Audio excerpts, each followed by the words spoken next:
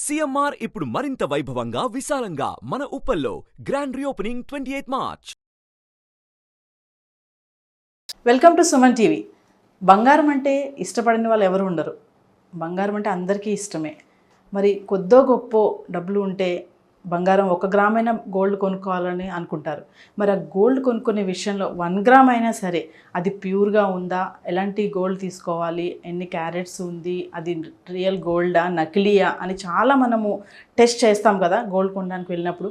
మరి అలాంటి విషయాలన్నీ మనతో షేర్ చేసుకోవడానికి మనతో ఉన్నారు శ్రీనివాసరాజు గారు, జ్యువెలరీ డిజైనర్. సార్ని అడిగి మరిన్ని విషయాలు తెలుసుకుందాం. నమస్తే సార్. నమస్తే అండి.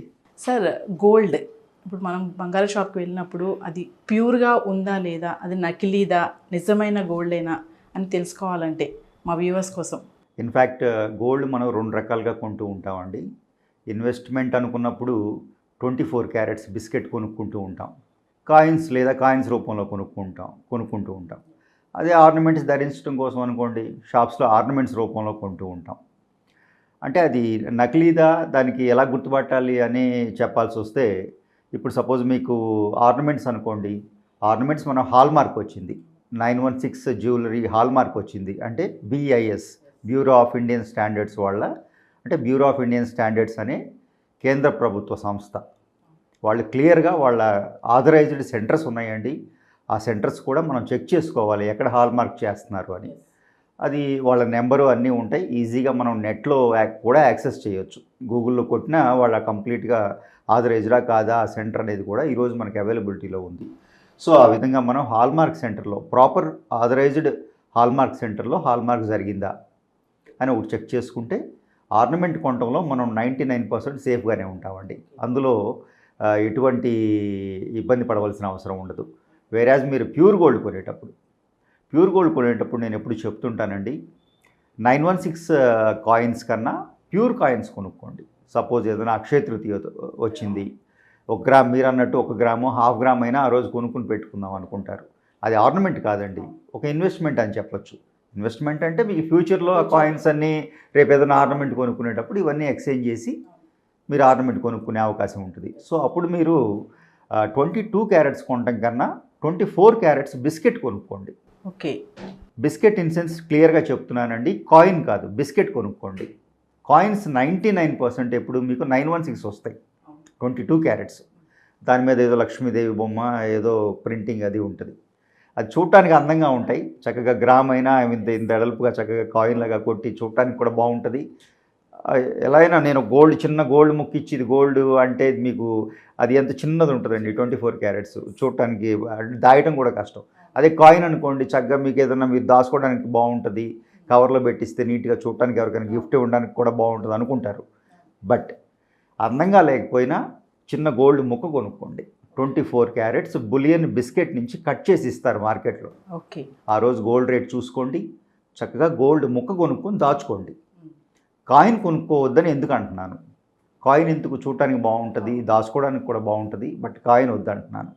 ఎందుకు వద్దు అన్నప్పుడు, కాయిన్స్ జనరల్గా ఈ బిస్కెట్ని కరిగించి మనకి 22 క్యారెట్స్లో పోసి మీకు ఆ డై చేసి దాని మీద ముద్ర అది వేసి ఇస్తారండి.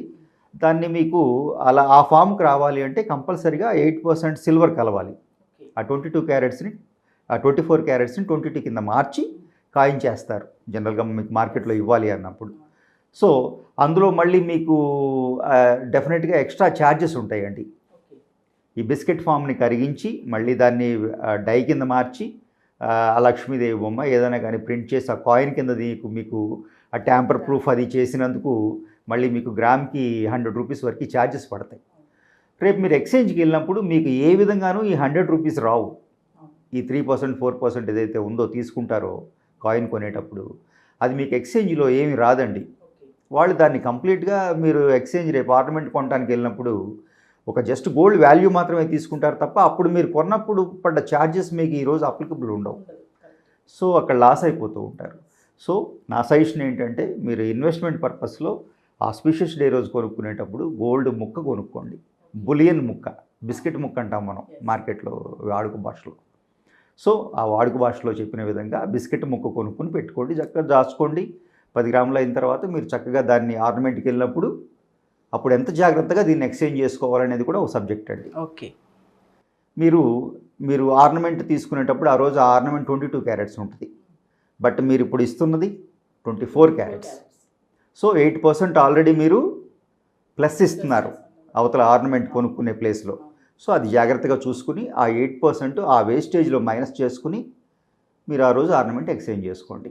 సో 1 గ్రామ్ తీసుకున్న బిస్కెట్కే వెళ్ళాలంటున్నారు, Yes. కాయిన్గా తీసుకోవద్దు. వద్దండి, దానివల్ల కొంచెం మనం ఏంటంటే రేపు దాన్ని ఎక్స్చేంజ్ చేసినప్పుడు ఉపయోగం ఉండదు, ఉపయోగం ఛార్జెస్ పడతాయి Yeah, మీకు. yeah, అంటే charges. లక్ష్మీదేవి బొమ్మ అది ఉందని తీసుకుంటాం. అసలు బంగారం అంటేనే లక్ష్మీదేవి, స్పెషల్గా దాని మీద మళ్ళీ లక్ష్మీదేవి ప్రింట్ చేయవలసిన అవసరం కంపల్సరీ ఏమి ఉండదు. ఇప్పుడు ఈ అక్షయ తృతీయ ఇలాంటి టైంలో ఖచ్చితంగా లేడీస్ ఏంటంటే Yes. అదే లక్ష్మీదేవి బొమ్మ ఉన్న ఒక కాయిన్స్ తీసుకోవాలి ప్రయారిటీ అనుకుంటారు. అనుకుంటారు. ఆ రోజు ఖచ్చితంగా గోల్డ్ కొనాలి కాబట్టి.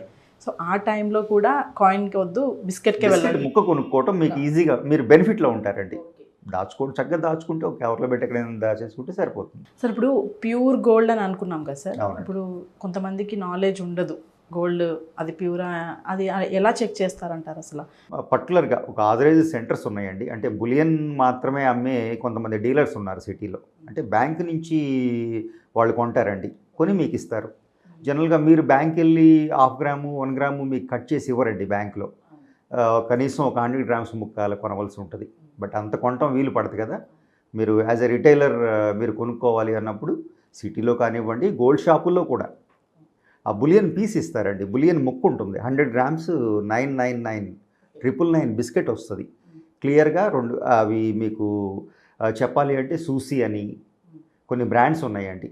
అలాగే మన ఇండియన్ బ్రాండ్ చెప్పాలి అంటే MMTS, ఇవి ఇలా మీకు పర్టికులర్ బ్రాండ్స్ ఉన్నాయి. ఈ బ్రాండ్స్ నుంచి మీరు ఆ బిస్కెట్ గుర్తుపట్టవచ్చు ఈజీగా. అందులో నుంచి మీరు ముక్క కట్ చేసుకుని తీసుకోవచ్చు. సార్ ఫైనల్గా మా వ్యూవర్స్కి ఏం చెప్తారు? గోల్డ్ షాప్కి వెళ్ళినప్పుడు గోల్డ్ తీసుకునే విషయంలో ఎలాంటి టిప్స్ పాటించాలంటారు? అంటే పెద్దగా ఐటెం కొనకపోయినా చాలామంది అనుకున్నట్టుగా మిడిల్ క్లాస్ వాళ్ళు కొంచెం అమౌంట్ ఉందంటే గోల్డ్ కొనుక్కోవాలి, రేపొద్దు ఇన్వెస్ట్మెంట్ పర్పస్ యూజ్ చేసుకోవచ్చు అనుకుంటారు. అలాంటి వాళ్ళకి మీరు ఇచ్చే సలహాలు ఏముంటాయి గోల్డ్ కొనే విషయంలో?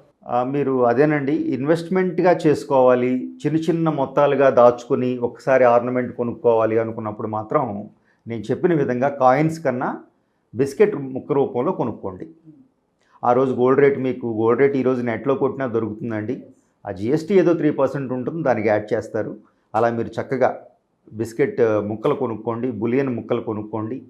ఆ ముక్కలు దాచుకుని ఒక 10 గ్రాములు 20 గ్రాములు అయిన తర్వాత మీరు ఒక్కసారి ఎక్స్చేంజ్కి వెళ్ళొచ్చు. ఆ ఎక్స్చేంజ్ ప్రాసెస్ కూడా నేను క్లియర్గా చెప్పాను. ఆ విధంగా మీరు చూసుకుని కొనుక్కోవచ్చు. Thank you sir. Thank you అండి. Thank you so much.